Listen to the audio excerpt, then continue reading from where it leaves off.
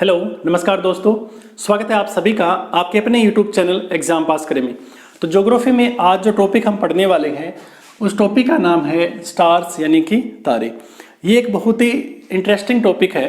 जितना मज़ा आपको इस टॉपिक को पढ़ने में आएगा उतना ही मज़ा मुझे इस टॉपिक को करवाने में आएगा। और सबसे बड़ी बात, ये इतना इम्पोर्टेंट टॉपिक है कि कोई एग्ज़ाम हो, किसी भी तरह का एग्ज़ाम हो, इस टॉपिक से आपको कोई ना क्वेश्चन एग्ज़ाम में ज़रूर मिलेगा। तो चलिए शुरू करते हैं आज की हमारी क्लास। तो देखिए, सबसे पहले हमें पता होना चाहिए एक्चुअल में तारे होते क्या हैं। तो थोड़ा सा आपको मैं बता दूं, ये टॉपिक बहुत ही बड़ा है। इस टॉपिक को हम 2-3 क्लास में कवर करेंगे। तो क्या क्या चीज़ें हम तारे के अंदर पढ़ेंगे वो आपको मैं बता देता हूँ। सबसे पहले कि तारा एक्चुअल में क्या है, तारा है क्या, तारे कितने प्रकार के होते हैं, दूसरा तारे बनते कैसे हैं, निर्माण, चौथा तारों का अंत कैसे होता है कि तारे अंत में जाकर ये खत्म कैसे होंगे। तो ये कुछ चीज़ें प्लस में कुछ जो इम्पोर्टेंट फैक्ट है जिनसे एग्जाम में क्वेश्चन बनते हैं। तो कुल मिलाकर इन चीज़ों पर हमारा ये जो पूरा टॉपिक है वो रहने वाला है। तो हम इसको धीरे धीरे कर इस टॉपिक को कंप्लीट करेंगे, ताकि अगर आप इस टॉपिक को एक बार यहाँ से कंप्लीट कर लेते हैं तो इसके बाद आपको कोई भी बुक इसके अलावा नहीं पढ़नी। तो चलिए शुरू करते हैं सबसे पहले तारे से। ये मैं इसको थोड़ा साफ कर देता हूँ मैं।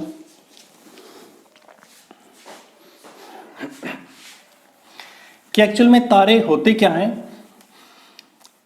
आप में से शायद ही कोई ऐसा इंसान होगा जिसने आज तक अपनी लाइफ में कभी तारे ना देखे हो। हम रात को देखते हैं ना, आकाश में टिमटिमाते हमें नजर आते हैं, वो तारे ही हैं। हमें ऐसा लगता है कि वो टिमटिमा रहे हैं, या फिर ऐसा लगता है कि जैसे कि कई ये सोचते हैं कि हमें वो दिन में दिखाई क्यों नहीं देते, तारे हमें रात को दिखाई क्यों देते हैं। तो आपको बता दूं कि हमें दिन में इतना बड़ा तारा दिखता है कि उसके बाद बाकी के सारे तारे छिप जाते हैं।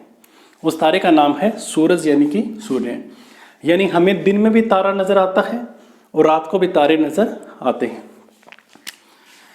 तो सबसे पहली बात कि तारे है क्या।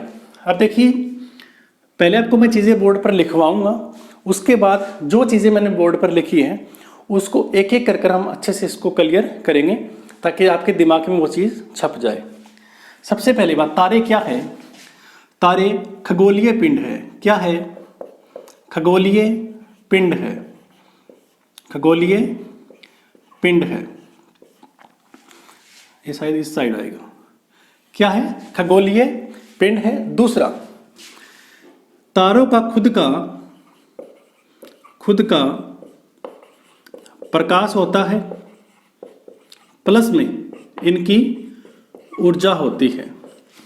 एग्जाम्पल क्या है तारे का? तो हमारा सबसे बड़ा एग्जाम्पल है सूरज या सूर्य। सूर्य भी क्या एक तारा है। अब सबसे पहले मैंने क्या लिखा? खगोलीय पिंड है। यानी हमारे ब्रह्मांड में जितनी भी चीजें हैं, यहाँ तक कि हमारे अर्थ, ये भी ब्रह्मांड में है, तो ये भी एक खगोलीय पिंड है। तो वैसे ही जो तारा है ये भी खगोलीय पिंड है। दूसरा, खुद का प्रकाश, खुद की ऊर्जा। अगर मैं आपसे पूछूं कि क्या हमारा जो अर्थ है, हमारी जो पृथ्वी, इसके खुद का प्रकाश है, आप बोलोगे हाँ है, हमें दिन में सब कुछ नजर आता है। तो अगर खुद का प्रकाश है तो रात को हमें वो चीजें नजर क्यों नहीं आती? कुछ ऐसा हुआ होगा कि रात को वो चीजें हमें नहीं दिखती। अगर हमारा खुद का प्रकाश है तो हमें रात को भी वो चीजें दिखनी चाहिए, पर ऐसा नहीं होता। उसका रीजन क्या है हम आगे डिस्कस करेंगे। लेकिन तारा क्या होता है? तारे का खुद का प्रकाश होता है, खुद की ऊर्जा भी होती है। तीसरा एग्जाम्पल, सूरज एक तारा है, ये इसका एग्जाम्पल है। अगर आपको याद हो तो आपको मैंने एक चीज करवाई थी। हमारा जो सौरमंडल है ना, सौरमंडल है, उसकी खुद की गैलेक्सी है। उसका नाम क्या है? आकाश गंगा या मिल्की वे। क्या नाम है? मिल्की वे। ये मैंने करवाया था। अगर किसी ने इस टॉपिक को नहीं देखा है तो प्लीज़ इस क्लास को जरूर देखिए, मिल्की वाले को। उसके बाद आप इस क्लास को कंटिन्यू कीजिए। हमने क्या कहते हैं, मिल्की वे जो है वो इस तरह की कुछ होती है। ये उसका आकार होता है। यहाँ पर क्या होता है? नए तारों का जन्म होता है। क्या होता है? नए तारों का जन्म होता है। नए तारों का जन्म होता है। इस बीच वाले में हमारा सूरज है, क्या है? सन है। सन क्या है? एक तारा है, सूरज है। यानी कभी ना कभी ये यहाँ पर इसका जन्म हुआ होगा, पर विद टाइम ये इसके अंदर चला गया, मतलब ये इसके अंदर चलता गया, मतलब यहाँ पर जाकर ये पहुँच गया और कहीं ना कहीं यहाँ पर हमारा पूरा सोलर सिस्टम बना हुआ है। तो ये हमें पता है कि कोई भी जो नया तारा है, कोई भी तारे हैं आज के समय में जो हम आकाश में देखते हैं, तो उनका जन्म कभी न कभी आकाश गंगा के अंदर ही हुआ होगा। तो ये पॉइंट आपको क्लियर होना चाहिए कि बहुत सारे तारे मिलकर एक आकाश गंगा का निर्माण करते हैं और बहुत सारी आकाश गंगाएं मिलकर एक ब्रह्मांड का निर्माण करती है। आप इस चीज़ को ऐसे समझ सकते हो, जैसे ये तारा है,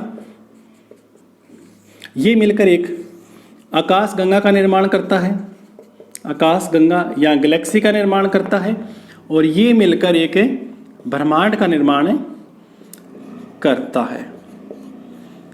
मैंने आपको ये भी बताया था कि एक आकाश गंगा में कितने तारे होते हैं, तो 10 की पावर 11 इसमें तारे होते हैं, और एक ब्रह्मांड में टोटल 10 की पावर 22 तारे होते हैं। तो एक क्वेश्चन आपका ये बन गया कि ब्रह्मांड में कुल कितने तारे हैं, तो 10 की पावर 22 तारे हैं। इनमें से कितने ऐसे तारे हैं जो हमें नज़र आते हैं, यानी हम डायरेक्ट अपनी आंखों से देख सकते हैं, तो कुल ऐसे 20 हज़ार ऐसे तारे हैं जो हमें आंखों से नज़र आते हैं, जिन्हें हम देख सकते हैं, जो विजिबल है। ये भी एग्जाम में क्वेश्चन पूछा गया रेलवे में कि कितने ऐसे तारे हैं जिन्हें हम आंखों से देख सकते हैं, तो वो है 20,000 तारे। कुल तारे कितने हैं, तो 10 की पावर 22 तारों से मिलकर आकाश गंगा गैलेक्सी बनती है, और गैलेक्सी मिलकर एक ब्रह्मांड का निर्माण करती है। जब ब्रह्मांड की उत्पत्ति हुई थी तो ब्रह्मांड से ही आगे चलकर एक नेबुला का निर्माण होता है, और नेबुला से आगे चलकर तारे बनते हैं। यानी ब्रह्मांड कनेक्टेड है डायरेक्ट तारों के जन्म से, यानी ब्रह्मांड बना था तो बाद में तारे बने थे। ये चीज़ें भी आपको मैं अच्छे से पहले करवा चुका हूँ। अब इतनी चीज़ें हमने कर ली, इसके बाद कुछ एग्जाम में क्वेश्चन पूछते हैं कि सबसे चमकीला तारा कौन सा है, सबसे चमकीला तारा कौन सा है। तो बताइए सबसे चमकीला तारा कौन सा है, जिसे सीरस भी बोलते हैं, कई जगह आपको साइरस नाम मिलेगा, और कहीं पर इसे डॉग स्टार के नाम से भी जानते हैं। आपके एग्जाम में पूछे कि सबसे चमकीला तारा कौन सा है, तो वो है सीरस या डॉग स्टार। दूसरा कि उत्तरी आकाश का तारा, उत्तरी आकाश का तारा। अब देखिए आपको मैं सिर्फ पहले फैक्ट करवा रहा हूँ, मतलब ये वो क्वेश्चन है जो आपको डायरेक्ट आपके एग्जाम में मिलेंगे और आपकी बुक में भी ऐसे कैसे दिए मिलेंगे। ये तो सारे के सारे पढ़ कर जाएंगे, पर कुछ ऐसे क्वेश्चन मिलेंगे जो आपके बुक में नहीं होंगे पर आपके पेपर में आपको मिलेंगे। तो उन क्वेश्चन को करने के लिए आपको कंसेप्ट आने जरूरी है, जो हम आगे धीरे धीरे क्लास को कंटिन्यू करेंगे, फिर हम आगे कंसेप्ट करेंगे, तो वो आपके लिए बहुत जरूरी है। पर जरूरी ये भी है हमें सब कुछ कवर करना है। उत्तरी आकाश का तारा किसे बोलते हैं हम, पोल स्टार, पोल स्टार या ध्रुव तारा, ध्रुव तारा। ये हमेशा आपको नॉर्थ जो दिशा होती है, नॉर्थ डायरेक्शन होती है, वहां पर आपको हमेशा नजर आएगा। ये अपनी जो पोजीशन है वो कभी भी चेंज नहीं करता। तो यहाँ तक आप आई होप कि आपको चीज़ें बिल्कुल क्लियर हुई होगी। अब हम आगे की चीज़ें करते हैं। अब एक एग्जाम में ये भी पूछते हैं कि जैसे सूरज एक तारा है जो हमें नज़र आता है, तो सूरज के सबसे नज़दीक कौन सा तारा है। जैसे कि ये हमारी अर्थ है, सॉरी हमारी अर्थ है, तो हमारे अर्थ के सबसे नज़दीक कौन सा तारा है, ये पृथ्वी है। तो पृथ्वी के सबसे नज़दीक तारा हम बात कर रहे हैं। तो जो सबसे नज़दीक है उसका नाम है प्रोक्सिमा सेंचुरी। क्या नाम है, प्रोक्सिमा सेंचुरी, सेंचुरी क्या नाम है, प्रोक्सिमा सेंचुरी। हमारे अर्थ से इस तारे के बीच में कितनी दूरी है, ये भी आपके एग्जाम में बहुत बार पूछ लेते कितनी दूरी है, 4.22 प्रकाश वर्ष। प्रकाश वर्ष क्या है अभी आपको मैं एक्सप्लेन करूंगा, पहले आप जो लिखी चीजें वो समझ लीजिए। अब क्या है एग्जाम में इससे भी एडवांस क्वेश्चन आपसे पूछने लगे हैं, यहां तक तो सभी पढ़ते हैं, पर ये पूछते हैं कि प्रोक्सिमा सेंचुरी के बाद दूसरे नंबर का हमारे नजदीक कौन सा तारा है, तो उसका नाम है AS यानी कि अल्फा सेंचुरी। क्या नाम है, अल्फा सेंचुरी। तो ये हमसे कितनी दूर है, हमारी अर्थ से, तो ये है लगभग 4.3 प्रकाश वर्ष। तो ये भी आपके एग्जाम में पूछते हैं कि हमारी पृथ्वी के सबसे नजदीक कौन सा तारा है, तो प्रोक्सिमा सेंचुरी है, कितनी दूरी है, 4.22 प्रकाश वर्ष। और उसके बाद दूसरे नंबर का सबसे नजदीक कौन सा तारा है, तो वो है अल्फा सेंचुरी, 4.3 प्रकाश वर्ष। अब इसको क्लियर करते हैं कि प्रकाश वर्ष एक्चुअल में होता क्या है। प्रकाश वर्ष यानी कि लाइट ईयर। अब देखिए ये एक ऐसा सब्जेक्ट है ज्योग्राफी जिसमें फिजिक्स भी है, इसके अंदर फिजिक्स भी आपको देखने मिलेगी, मतलब इसमें साइंस भी है। यानी आपके ज्योग्राफी के साथ साथ आपकी मैं फिजिक्स भी आपकी मैं क्लियर करवाता चलूँगा। देखिए कोई भी एग्ज़ाम होता है ना, कोई भी एग्ज़ाम होता है उसके लिए सारे मेहनत करते हैं, हर बच्चा मेहनत करता है। तो आप में और उस बच्चे में क्या फ़र्क है, आप दोनों मेहनत कर रहे हो, लेकिन अगर कहीं पर 2 पोस्ट है, एक पोस्ट है, तो सिलेक्शन किसी एक बच्चे का होना है। तो वो एक बच्चा कौन सा होगा, वो वही होगा जो कुछ ऐसी बातें पढ़ेगा जो पहले वाले बच्चे ने नहीं पढ़ी। तो वही एक्स्ट्रा बातें आपको मैं इस क्लास में करवाता हूँ, ऐसी ऐसी चीज़ें आपके लिए मैं लेकर आता हूँ, आपस में सब्जेक्ट हम कनेक्ट करते हैं ताकि आप एक साथ बहुत सारी चीज़ें कर सकें और एग्ज़ाम में अच्छे नंबरों से क्वालिफाई कर सकें। अब हम बात करते हैं प्रकाश वर्ष क्या होता है। अगर इसकी डेफिनेशन आपको मैं दूं तो मैं बोल रहा हूँ, आप लिख सकते हैं कि जो प्रकाश है वो एक साल में किसी निर्वात या वैक्यूम में, आपने नाम सुना होगा निर्वात या वैक्यूम, कोई प्रकाश निर्वात वैक्यूम में एक साल में जितनी दूरी तय करता है उसे किस नाम से जानते हैं हम, प्रकाश वर्ष के नाम से जानते हैं। वैक्यूम की स्पेलिंग ध्यान कीजिए, VACWM। आपके इंग्लिश में आते हैं एरर जिसमें आपसे स्पेलिंग पूछते हैं, तो इसकी स्पेलिंग एक्चुअल में ये होती है VACWM। निर्वात क्या होता है, निर्वात वो होता है जहाँ पर हवा नहीं चलती, जहाँ पर गैस नहीं होती। मतलब यहाँ से मैं कुछ बोलूँगा तो अगर आप तक मेरी आवाज़ जा रही है तो मतलब बीच में कोई न कोई माध्यम है, हवा के माध्यम से, गैस के माध्यम से, तो मेरी आवाज़ आप तक पहुँच रही है। पर जब जहाँ पर वैक्यूम होगा ना, वहाँ पर मैं कुछ भी बोलूँ आप तक मेरी आवाज़ आएगी ही नहीं, मतलब हमारे बीच में कोई माध्यम ही नहीं होगा। यानी कि प्रकाश एक साल में निर्वात में जितनी दूरी तय करता है उसे प्रकाश वर्ष के नाम से जानते हैं। मुझे आप ये बताइए कि एक साल है या एक ईयर है, 1 ईयर में कितने दिन होते हैं, आप बोलोगे 365 दिन होते हैं। एक दिन में कितने घंटे होते हैं, तो 24 घंटे होते हैं। एक घंटे में कितने मिनट होते हैं, आप बोलोगे 60 मिनट होती है। मैं बोलूँगी एक मिनट में कितनी सेकंड होती है, तो आप बोलोगे 60 सेकंड। यानी एक साल में कुल इतनी सेकंड होती है। बिल्कुल मैथ का एक फॉर्मूला है, एक मैथ का एक स्ट्रक्चर है कि अगर मैं सेकंड निकालना हो तो हम ऐसे निकालते हैं पूरे साल के अंदर, ये सेकंड होती है। अब दूसरा क्वेश्चन, एक फिजिक्स का क्वेश्चन है कि प्रकाश की चाल क्या होती है।